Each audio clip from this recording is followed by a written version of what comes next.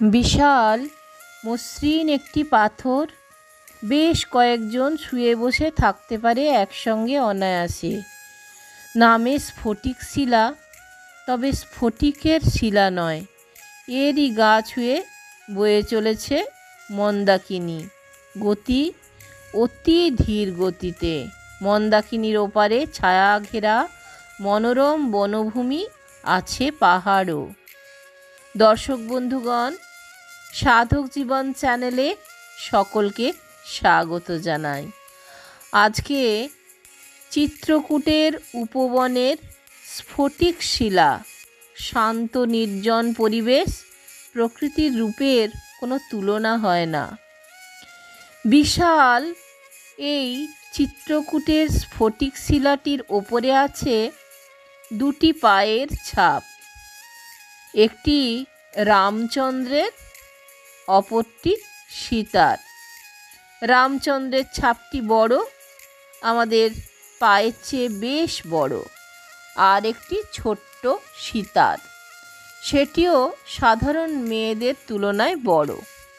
তবে দেখলে বোঝাই যায় কোনো শিল্পীর ছেনি হাতুড়ির স্পর্শে এটি হয়নি, ঠিক পুরীর মন্দির চত্বরে মহাপ্রভুর পাদপদ্মের মতো।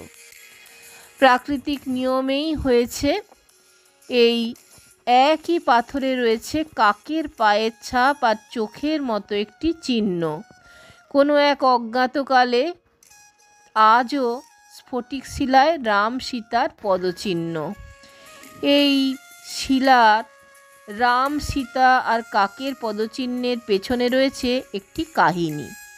কথিত আছে, চিত্রকূটে বসবাসকালে শান্ত নির্জন পরিবেশ, এই স্ফটিক শিলার মাঝে মধ্যেই আসতেন রাম, লক্ষ্মণ, সীতা। শিলাটির ওপরে বসে কখনো বিশ্রাম, কখনো রাম সীতা একে অপরকে ফুলচন্দনাদি দ্বারা করতেন অঙ্গরাগ, কখনো বা মত্ত হতেন শৃঙ্গারাদিতে। এইভাবেই কাটত তাদের বনবাসের অধিকাংশ দিনগুলি। স্ফটিক শিলার একটি গোপন কাহিনী হনুমানকে বলেছিলেন সীতা। তখন তিনি অশোকবনে। রামের দেওয়া অভিজ্ঞান দেখিয়ে হনুমান বললেন, মা, রামেরই সেবক আমি, আপনি শুধু বিশ্বাস নয় আস্থাও স্থাপন করতে পারেন আমার কথায়। হনুমানের মুখে রামের সমস্ত কথা শুনলেন সীতা। এবার অশোকবন ত্যাগ করবেন হনুমান। প্রার্থনা সুরে বললেন সীতাকে, এখন মা, আমি ফিরে যাব প্রভুর কাছে। এমন কোনো অভিজ্ঞান দিন যা দেখলে বা শুনলে আমার প্রভু রামচন্দ্র বিশ্বাস করতে পারেন যে সত্যি আপনার সন্ধান পেয়েছি আমি। আবেগরুদ্ধ কণ্ঠে বললেন জানকী, বৎস, আমার প্রাণ প্রিয়তম পতি রামচন্দ্র, তাকে তুমি এই অভিজ্ঞান জানিও। বনবাসকালে একদা আমরা গেছিলাম চিত্রকূটেরই এক উপবনে। সেখানে মন্দাকিনীতে জলক্রীড়ার পর সিক্ত বসনে একটি শিলার ওপরে বসেছিলাম দুজনে। এমন সময় কোথা থেকে এলো একটি কাক। সম্ভোগের বাসনায় ঠোঁট দিয়ে আঘাত করতে চেষ্টা করলো আমাকে। তখন লাঠি দিয়ে তাড়াতে চেষ্টা করলেও কিছুতেই নিরস্ত হয় না সে। সহসা উড়ে এলো সেই কাক, পলকে ঠোঁট দিয়ে আঘাত করলো আমাকে, ফলে রক্তে ভেসে গেল বসন। রাম দেখতে পেলেন সেই দুষ্ট কাকটিকে।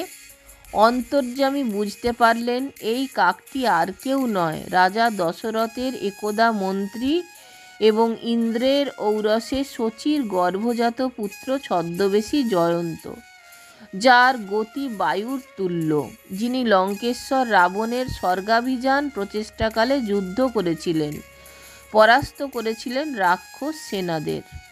ক্রোধে উত্তেজিত হয়ে রাম একটি তৃণ তুলে নিলেন হাতে। মন্ত্রের দ্বারা জ্বলন্ত তৃণ ছুঁড়ে দিলেন কাককে লক্ষ্য করে। বায়ুর গতি কাকের, সমান গতি তৃণেরও। স্বর্গ, মর্ত, পাতাল, তিন লোকের কোথাও গিয়ে রেহাই পেলেন না জয়ন্ত। কেউই পারল না তাকে রক্ষা করতে, আশ্রয় দিতে। পিতা দেবরাজ ইন্দ্র জানেন রামের অমিত বিক্রমের কথা। মনুষ্যরূপী রাম যে স্বয়ং নারায়ণ, তাই তিনিও আশ্রয় দিলেন না নিজ পুত্রকে। নিশ্চিত মৃত্যুর হাত থেকে রক্ষা পেতে গেলেন নারদের কাছে। অনুতাপদগ্ধ জয়ন্ত দেবর্ষির উপদেশে ফিরে এলেন চিত্রকূটের উপবনে। ক্ষমা ভিক্ষা চাইলেন অযোধ্যা কুলনিধি রামের কাছে। অপরাধী হলেও শরণাগতকে রক্ষা করেন ভগবান। জয়ন্তর অপরাধ ক্ষমা করলেন তিনি নিক্ষিপ্ত তৃণরূপ স্বর তো তার ব্যর্থ হওয়ার নয়, তাই আমার প্রতি জীবন রক্ষা করলেন জয়ন্তর। তবে তৃণের আঘাতে নষ্ট হলো তার ডান চোখটি। এবার হনুমানের দিকে তাকিয়ে জানকী বললেন, রামকে তুমি এই ঘটনার কথা বললে তিনি বিশ্বাস করবেন আমার সঙ্গে তোমার সাক্ষাতের কথা, কারণ আমরা দুইজন ছাড়া এই ঘটনার কথা আর কেউ জানে না। ত্রেতা যুগের কথা, রাম সীতার এই কাহিনী স্ফটিক শিলা বহন করে আসছে আজও। এই শিলাটি থেকে একটু এগিয়ে গেলেই একটি সুন্দর মন্দির। এটি রামেরই মন্দির। সঙ্গে আছে লক্ষ্মণ ও সীতার পাথরের সুদর্শন মূর্তি। মন্দিরের পাশে রয়েছে অনেকটা জায়গা জুড়ে আরও একটি শিলা। লক্ষ্মণের একটি পায়ের ছাপ আছে এটিতে। স্ফটিক শিলার প্রাকৃতিক পরিবেশ এত সুন্দর, এত মনোরম যে মন স্থির হয়ে যায় এখানে এলে। দর্শক বন্ধুগণ, যদি ভালো লাগে তাহলে অবশ্যই চ্যানেলটা একটা লাইক, শেয়ার, সাবস্ক্রাইব করে সঙ্গে থাকবেন। সকলকে অজস্র ধন্যবাদ আমার চ্যানেলে আসবার জন্য এবং আপনাদের মূল্যবান সময় দেবার জন্য। শীঘ্রই ফিরে আসছি নতুন পর্ব নিয়ে।